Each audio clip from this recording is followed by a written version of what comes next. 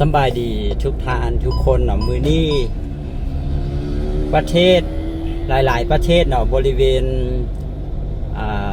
ลาวไทยแล้วก็ประเทศพม่าเนาะมีข่าวอันเศร้าสลดใจเนาะที่หลายๆคนอาจจะได้เห็นเหตุการณ์กันไป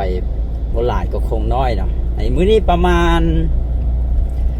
13:20 นาทีหรือว่า1:20 นาทีของมื้อนี้คือวันที่28เนาะเดือนมีนาปี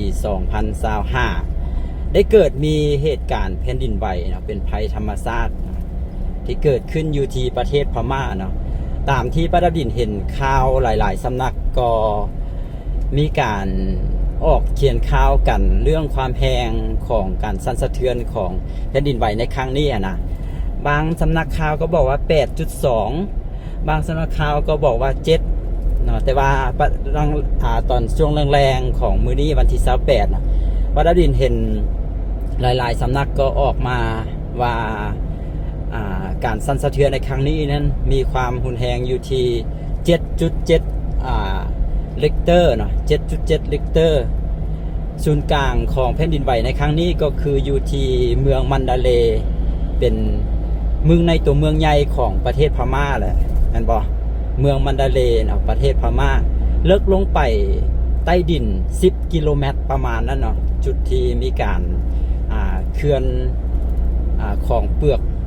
โลกบ่หรือจังใดเนาะเขาเจ้าว่าบริเวณจุดนี้ที่มันเป็นเส้นผ่านตั้งแต่ภาคเหนือของพม่าเนาะผ่านลงมาหาพาลงมาใจกลางของประเทศพม่ามันจะมีหอยเรือนอยู่ที่เป็นหอยเรือนที่ต้องได้เฝ้าระวังอยู่ตลอดเนาะเขาจะว่าเป็นเปลือกโลกของซีกสองอย่างก็มาต่อกันป้าดำดินก็บ่ได้มีความรู้แบบนี้ก็ได้อ่านข่าวอ่านอีกอย่างมาคร่าวๆเนาะครั้งนี้ก็สร้างความเสียหายมหาศาลเลยต้องใช้คำว่ามหาศาลเลยได้เนื่องจากว่ามันเป็นแผ่นดินไหวที่มีความรุนแรงเลยนะ 7.7 ลิกเตอร์เนาะบางสำนักก็บอกว่าจุดศูนย์กลางมาแท้ๆเนี่ยฮอด 8.2 ลิกเตอร์ก็มีก็ด้วยที่ประเทศแถวๆเฮานี่อาจจะบ่เคยเกิดหรือว่าเคยเกิดประเด็นก็บ่แน่ใจแบบว่าแผ่นดินไหวรุนแรงนะการก่อสร้างการอีหยังต่างๆก็อาจจะบ่ได้แบบว่ารองรับได้แบบนั้นนะบางทีการก่อสร้างอาจจะบ่ได้มาตรฐานบ่หรือว่าอาจจะได้มาตรฐานแต่ว่าบ่ถึงมาตรฐานบ่ได้สูงรองรับการแผ่นดินไหวในหลากหลายมันหมายถึงว่ารุนแรงนะบ่คือประเทศญี่ปุ่นของเขาจะแบบว่าจริงจังเรื่องการแบบสร้างตึกสร้างอีหยังเพราะว่าประเทศญี่ปุ่นถือว่าเป็นประเทศที่มีแผ่นดินไหวจำนวนหลายครั้งต่อปีนะน่าจะอันดับต้นของโลกแหละสินะ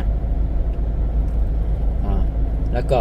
แผ่นดินไหวครั้งนี้ป้าดำดินเห็นภาพต่างๆเดี๋ยวจะเอาภาพรวมภาพต่างๆขึ้นเนาะภาพก็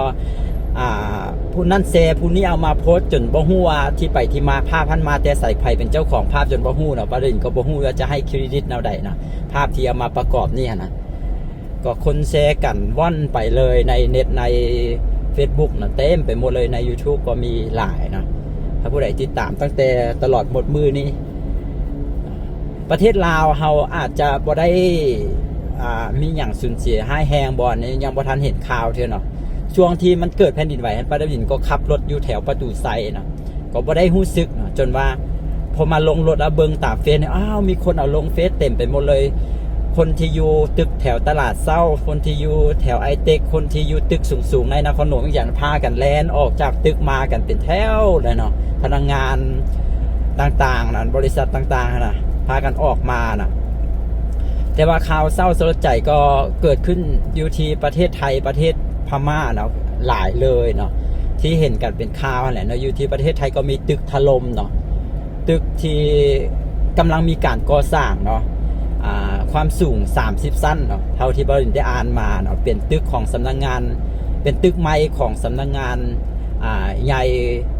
ตรวจเงินแผ่นดินของประเทศไทยเนาะที่เพิ่นกำลังมีการก่อสร้างนะ30 ชั้นน่าจะก่อสร้างครบ30 ชั้นแล้วแต่ว่ากำลังมีการตกแต่งมีการใส่กรอกใส่แก้วนะตามภาพที่ป้าดำดินขึ้นให้ทุกคนได้เบิ่งกันเลยเนาะก็ถล่มลงมาแบบถล่มแบบวืบลงเลยเขาจะว่ามีคน เฮ็ดเวียกมีคนเฮ็ดเวียกก่อสร้างคนงานเฮ็ดเวียกนั่นน่ะประมาณ300คน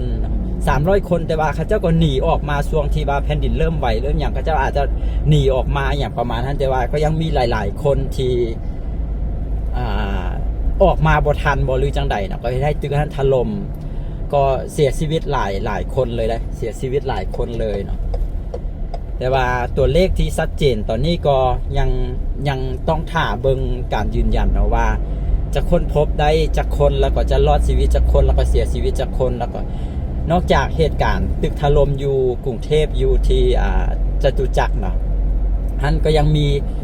เคนถล่มเนาะคนที่ขับเคนอยู่กรุงเทพอยู่ประเทศไทยนะเหตุการณ์นึงก็คือเคนถล่มลงมาอันนั้นก็เสียชีวิตคาทีเลยนะส่วนประเทศพม่านั้นเพราะว่าเฮาแบบด้วยที่ลาวกับไทยเฮาใกล้ชิดกันเรื่องไส้โซเชียลเรื่องอย่างสินะเฮามีมูอยู่ประเทศไทยเฮาติดตามเพจข่าวของประเทศไทยสิเฮาก็จะได้ฮู้ได้เห็นค่อนข้างจะหลายนะว่าเป็นจังไดส่วนประเทศพม่าท่านก็เห็นมีลงข่าวเห็นมีลงเฟซหลากหลายเช่นเดียวกันแต่ว่าบ่ฮู้ว่าจำนวนเสียชีวิตอย่างเท่าใดเนาะต้องไปเบิ่งข่าวอย่างเป็นทางการที่เพิ่นจะออกมายืนยันอันนี้ก็ปาราดินก็บ่ได้เป็นนักข่าวนะต้องบอกไว้เลยปาราดินบ่ได้เป็นนักข่าวนะหลายๆคนมาคอมเมนต์เว้าให้ปาราดินว่าเป็นนักข่าวแบบบ่ได้อย่างสั้นจังซี่ปาราดินบ่ได้เป็นนักข่าวนะก็เป็นยูทูบเบอร์แบบเลาะทายสถานที่ต่างๆแต่ว่าปาราดินก็มีหยังก็มาเว้าแชร์สู่กันฟังซื่อๆเนาะอาจจะมีผิดมีถูกแต่ว่าต้องบอกว่าข่าวยังเป็นทางการต้องติดตามนะต้องติดตามข่าวที่เป็นทางการอันนี้ปาราดินก็มาอันนั้นซื่อๆเด้อนะก็คือได้เว้าไปเนาะส่วนทางประเทศพม่าท่านก็ฮู้ว่าเสียหายเนาะตึกอาคารต่างๆถล่มปาราดินเห็นมีพระธาตุมีเจดีย์อีหยังก็ถล่มเลยถล่มถนนหนทางอีหยังก็เพหลายเลยแต่ว่าเขาก็บ่ฮู้ว่าจำนวนเนาะจำนวนที่ผู้เสียชีวิตหรือจำนวนความเสียหายท่านหลายน้อยขนาดใดแต่ว่าตามที่เบิ่งตามภาพตามอย่างนี้ก็คือเสียหายเลยเนาะขนาดว่ากรุงเทพประเทศไทยนะทุกคนอยู่ไกลจากมะนาเลก็ไกลเติบเลยก็ยังเสียหายขนาดนั้นเนาะแล้วจุดที่เกิดขึ้นอยู่ใกล้ๆกับศูนย์กลางของการแผ่นดินไหวในครั้งนี้นะจะเสียหายหลายขนาดไหนแผ่นดินไหวในครั้งนี้นะมันสร้างความสั่นสะเทือนทับหู้ไปหลายประเทศเลยบ่ว่าจะเป็นประเทศอินเดียเนาะที่ติดกับประเทศพม่าแล้วก็ประเทศไทยที่ติดกับประเทศพม่าประเทศลาวเฮาที่ติดกับประเทศพม่าแล้วก็ประเทศจีนเนาะก็คือ 3-4 ประเทศนี้ได้รับรู้การสั่นสะเทือนไปทุกประเทศเลยเนาะที่นั้นแสดงว่าการแผ่นดินไหวครั้งนี้นี่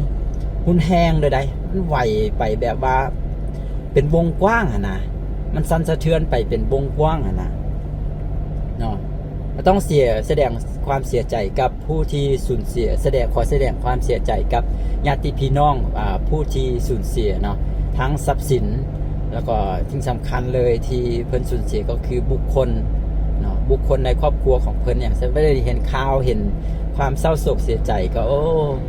เนาะบ่อยากให้เกิดขึ้นก็คือว่าเนาะภัยธรรมชาติเนาะทุกคนภัยธรรมชาติ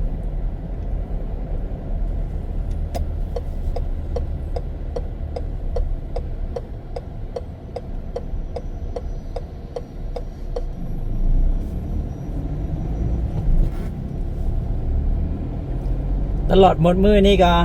ติดตามข่าวเบิ่งแต่เหตุการณ์แผ่นดินไหวนี่แหละหมดมือเลยมื้อนี้นะเริ่มตั้งแต่1 โมงมาเนาะก็เหตุการณ์นี้ก็ถูกบันทึกไว้ในหลายรูปแบบเนาะบางรายการก็กำลังถ่ายรายการสดอยู่กำลังถ่ายทอดสดอยู่ก็เห็นอย่างชัดเจนเลยแล้วก็ตึกที่ว่าถล่ม30 ชั้นที่เป็นสำนักงานใหม่ของสำนักงานตรวจเงินแผ่นดินของประเทศไทยนะที่ถล่มมันก็หลายคนถ่ายวิดีโอได้เลยเนาะแบบหลายมุมขนาดเลยซึ่งปาราดิน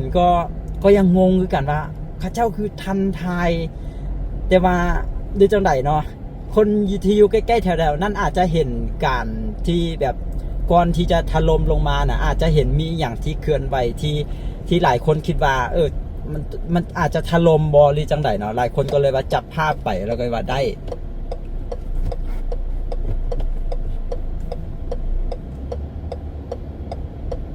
ต อนนี้ทางประเทศไทยในมือนี้เนาะมือที่ประเด็นถ่ายวิดีโอนี้ตอนที่หลังจากมีเกิดแผ่นดินไหวก็ทางประเทศไทยก็มีการประกาศเนาะกรุงเทพก็ประกาศเป็นเมืองเขาเรียกอะไรก็เมืองประสบภัยว่าเรือจังใดเนาะสนามบินหลายๆสนามบินในประเทศไทยก็คือปิดลักษณะว่าบ่ให้บินนะก็คือบ่ให้บินแล้วก็เป็นห้างเซ็นทรัลเป็นห้างเซ็นทรัลหลายๆสาขาเพิ่นก็สั่งปิดเนาะปิดเพื่อกดสอบบ่ปิดเพื่อเพราะว่าหลังจากที่แผ่นดินไหวตอนประมาณ1:10 นาทีหั่นหลังจากนั้นก็เกิด after shock นะเขาเรียกว่า after shock ก็คือมันจะมีการสั่นสะเทือนมีการแผ่นดินไหวตามมาหลายๆเทื่อหั่นนะก็ยังต้องเฝ้าระวังช่วงประมาณจาก3 โมงเกือบ4 โมงนี่ก็ยังมี after shock อยู่ใดก็เลยเฝ้าระวังกันสนามบินก็ปิดนะแล้วก็ตึกที่ถล่มหลายๆอย่างเพิ่นก็สั่งตรวจสอบได้ตอนนี้อยู่ที่ประเทศไทยนะเพิ่นก็ต้องจริงจังว่าเป็นอย่างคือถล่มความจริงตึกที่กำลังมีการก่อสร้างอยู่นั้นก็อาจจะมีหลายๆตึกเนาะในเมืองนะแต่ว่าตึกอื่นบ่ถล่มแต่เป็นอย่างตึกนั้นคือถล่มนะแล้วก็มีหลายๆตึกที่แบบมีสระลอยน้ำมีอ่างลอยน้ำอยู่เทิงตึกพุ่นแล้วก็ตึกมันแกว่งหรอจนน้ำกระเด็นออกมาป่านน้ำตกตาดเลยตามที่ประเด็นเอาภาพให้เบิ่งเนี่ยป่านน้ำตกตาดเลยแต่ว่าตึกพุ่นก็บ่ได้ถล่มบ่ได้อย่างก็ถือว่าตึกอาจจะได้มาตรฐานบ่หรือจังใดเนาะอันนี้ก็บ่ได้มีความรู้ปานใดแล้วบ่แน่ใจว่าอยู่ที่กรุงเทพประเทศไทยนั่นวัดความสั่นสะเทือนของแผ่นดินไหวในครั้งนี้ได้เท่าใดเลยก็อาจจะบ่ได้แรงเท่ากับจุดศูนย์กลางของการเคลื่อนไหวหรอกนะคลิปนี้ประเด็นก็จะเว้าเกี่ยวกับแผ่นดินไหวเกี่ยวกับประเทศไทยกรุงเทพ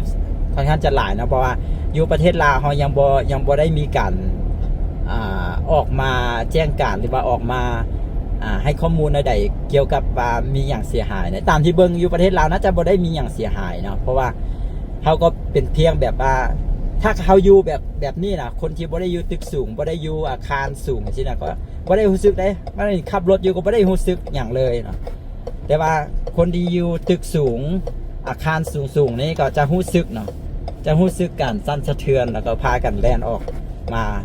นอกตึกหลายๆคนเลยก็ถือว่าเป็นอีกอย่างที่ประเทศลาวเขาก็บ่เคยเกิดเนาะแบบนี้นะอาจจะใบเล็กๆน้อยๆส่วนใหญ่ก็จะเป็นทางแขวงสัญญาบุรีแต่พอเกิดแล้วก็ทุกคนก็ตื่นตัวอย่างว่องไวได้คนที่อยู่ในตึกก็พากันแล่นออกมากัน